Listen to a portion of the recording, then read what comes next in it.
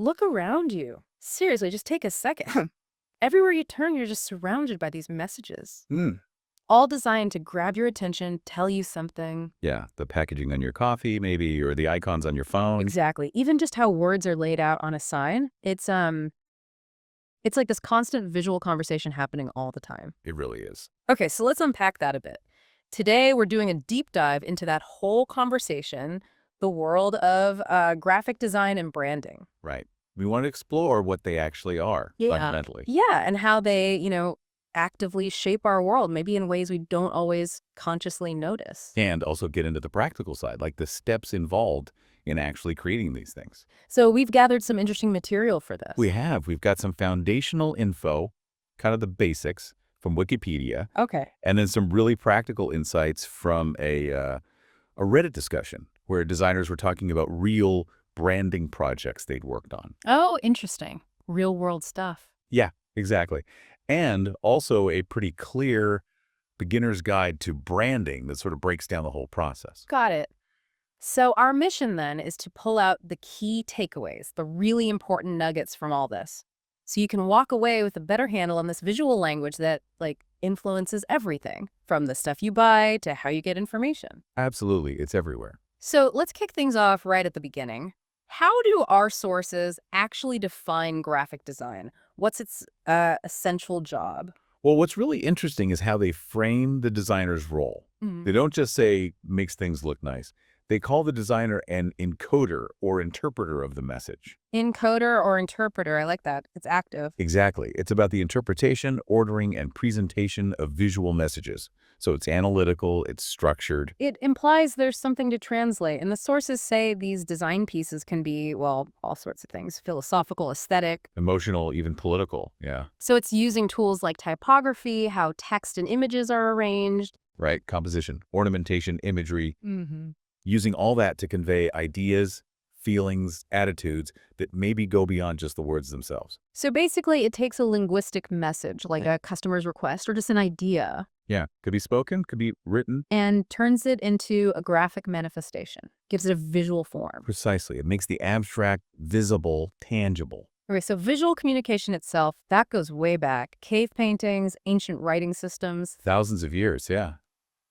That's ancient history. But the profession of graphic designer, the way we think of it now, that's actually pretty recent, relatively speaking. That's what the sources suggest. Well, people have communicated visually forever. The actual organized profession, Hmm. some date it to the interwar period between the world wars. Okay. Others maybe push it back a bit earlier, late 19th century. But still, much newer than, say, painting or writing. And the term itself, graphic design. Even more recent. It only started popping up in print around the early 20th century, like in a Oh. publication called Organized Labor in 1908, and in course catalogs, like the California School of Arts and Crafts in 1917. So the name itself took a while to catch on. In the 20th century, that seems like when modern graphic design really took shape. You had movements like Soviet constructivism. Yeah, focusing on functional utilitarian objects, designed for the masses, in a way. And those big names in typography, like Jan Schichold, the Bauhaus guys. Oh, absolutely. Tichol's new typography, then Herbert Bayer, Laszlo Moholy-Nagy at the Bauhaus, Elisitsky. These figures were crucial. They weren't just making things look different, they were developing new techniques. Exactly. Production techniques, stylistic approaches. They really laid the groundwork for how we approach visual information today. And then, bam, the digital age hits. Mid-'80s desktop publishing. That must have been a revolution. A massive one. Yeah. Suddenly, software put tools for image manipulation, layout, typography, things that used to require specialized equipment and skills. Right into designers' hands on their desks. Exactly. It democratized the tools in a huge way. But that also sparked a debate, didn't it? About computers and creativity. It did. You had some designers arguing, great, this lets us explore ideas faster, try more things. Makes sense. But others felt that the, almost limitless choices actually caused problems like paralysis or endless iterations. Just too many options. Yeah, I can see that. Analysis paralysis. Right. Makes it harder to actually finish something. But the sources seem to suggest that today, most designers kind of use a hybrid approach. So sketching things out traditionally first, maybe? Yeah, starting with pen and paper maybe, then moving to digital tools for refinement, production, finalizing things. finding a balance. Okay, so we've got a handle on what graphic design is, a bit of its history. Now let's connect it directly to branding, something we all encounter. The sources say design is essential for advertising, branding, marketing. Essential is maybe understating it. It's really fundamental. Yeah. The sources point out that graphic design directly influences how people act. How people act, that's a strong claim. Well, think about it. It's crucial for building strong, recognizable brands. And how does it do that? Can't just be about looking nice, can it? No, not at all. It works through those core visual elements we talked about. Yeah. Color, typography, imagery. Okay. And there's research behind this. The sources mention studies showing that colors aren't just decoration. They actually evoke specific emotions, even behaviors in people. Right, like red for energy or blue for trust, those kinds of associations. Exactly. And typography does something similar. It's not just about choosing a font you like. It affects perception. Definitely. It influences how information is perceived, how well it's remembered. The classic examples are serif fonts, the ones with the little feet. Like Times New Roman. Right. They often feel more traditional, maybe elegant. While sans serif fonts like Arial or Helvetica, without the feet, feel more modern, clean, minimalistic. And designers use those associations deliberately. Absolutely. They leverage these built-up cultural associations to shape how you feel about a brand, maybe even before you read a single word of their message. Okay, that makes sense. And this leads us nicely into the practical stuff, like that Reddit discussion you mentioned, designers talking about creating brand reports and guidelines. Yeah, and a common theme, a real sort of pain point that came up, was the tight timelines they often face. Right, like the example someone gave, needing to do a whole branding project in just 4 weeks. Exactly, which sounds incredibly fast when you consider what needs to happen. And here's where it gets really crucial, something all our sources seem to hammer home. Before you even start designing, before you think about logos or colors or guidelines, strategy comes first. Absolutely first. That's the bedrock. You can't skip it. And it raises the question, what do we even mean by brand strategy here? Good question. It's about defining the absolute core of the brand, its vision, its mission statement, doing the homework market research, competitor analysis. Understanding the landscape. Yes, and figuring out the overall visual direction before you start designing specifics. It's answering the fundamental what, how, and why this brand even exists. And only then do the design elements and the guidelines flow from that strategy. Okay, so assuming the strategy is solid, what goes into basic brand guidelines? The must-haves. For basic guidelines, the sources suggest you need the essentials locked down. That means defining the typography, the fonts to use, setting the specific color palettes, showing the main logo, and any variations like submarks that are approved for use, and outlining the general style for imagery or photography. That covers the core visual identity. But what if you need more detail? You sometimes see these huge brand books. Oh yeah, they can get incredibly detailed, easily 100 pages or more. Wow. Those will go much deeper into things like the brand personality. What kind of person would this brand be? Defining the brand voice, how it speaks in its communications. Right, like, is it formal, witty, technical? Exactly. And providing really extensive usage recommendations, showing how the brand elements should and shouldn't be used in all sorts of different situations. The sources also mentioned questionnaires being helpful at this stage to kind of pin down that persona and the goals. Yeah, that's a common tool in the strategy phase. It helps formalize that thinking, get everyone aligned on what the brand is supposed to feel like, what its personality is, before you try to express it visually. Okay, strategy set, goals clear.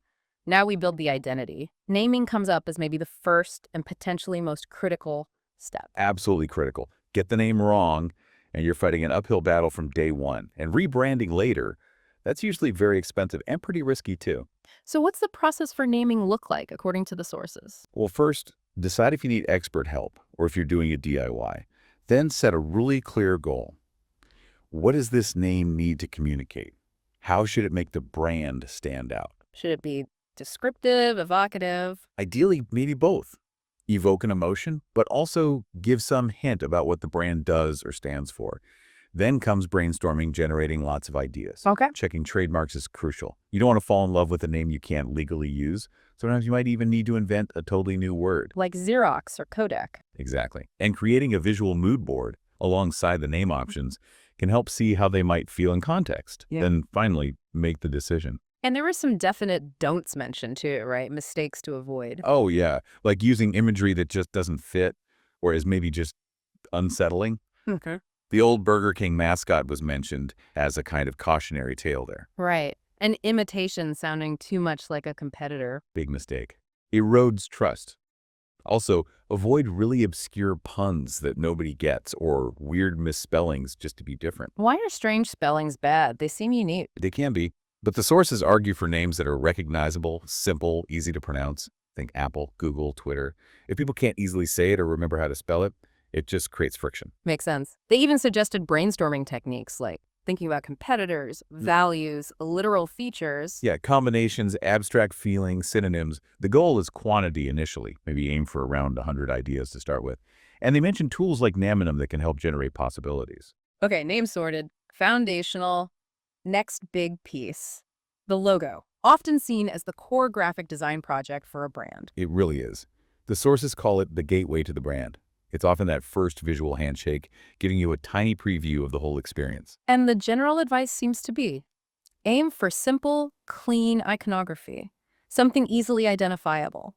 They mentioned a concept for the French Postal Service as an example. That's often the default advice, and for good reason, simplicity aids recognition and versatility. But it's not the only way. Okay. The sources also point out that sometimes more detailed or ornate designs can work really well, especially for luxury brands. They mentioned designer Ben Johnston's intricate work. So it depends on the strategy again. Exactly. It has to fit the brand's personality and goals. Yeah. But those 5 classic principles of effective logo design are always worth keeping in mind. Simple, memorable, timeless, versatile, and appropriate. Good checklist. Okay, moving on to color. Described as a deep and mysterious language. Sounds dramatic. It does, but it's not just hyperbole. Color is incredibly powerful in branding.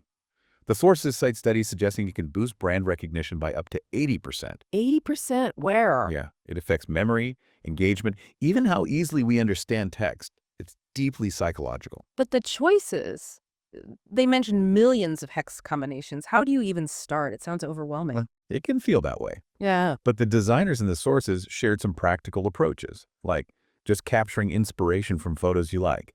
There are tools like Photocopa that can extract palettes from images. Okay, that's handy. Using the color wheel is fundamental understanding relationships, like analogous colors, neighbors on the wheel, harmonious, and complementary colors, Oh. opposites, high contrast.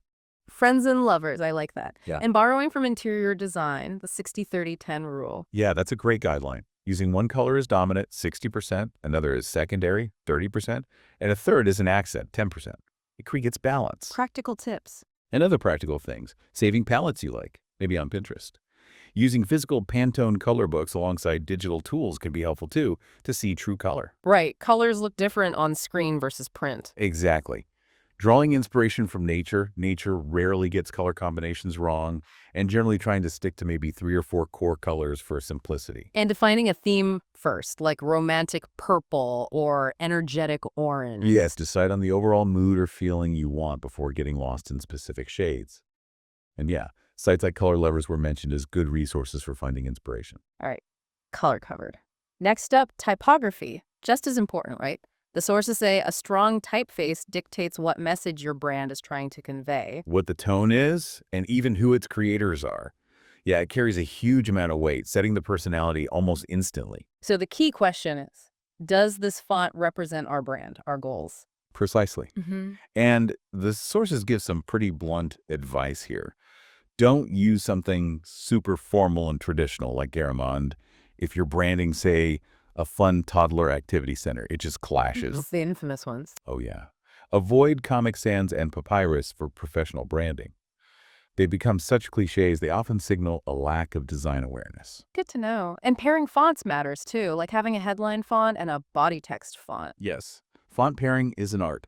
They need to work together, complement each other, but usually have enough contrast or distinction to serve different roles clearly. And knowing the jargon helps. Leading and tracking. Definitely helps in execution. Yeah. Leading is the vertical space between lines of text, crucial for readability. Tracking is the overall spacing between letters in a word or sentence, affects density and style. Fine-tuning those makes a big difference. Avoid cliches, got it. Now, beyond the visuals, personality, and voice, this is about making the brand feel humane. Exactly. This is where the brand stops being just a logo and colors and starts feeling like something you can relate to. Yeah. People connect with people, right? So a brand with a defined, relatable personality just stands out more.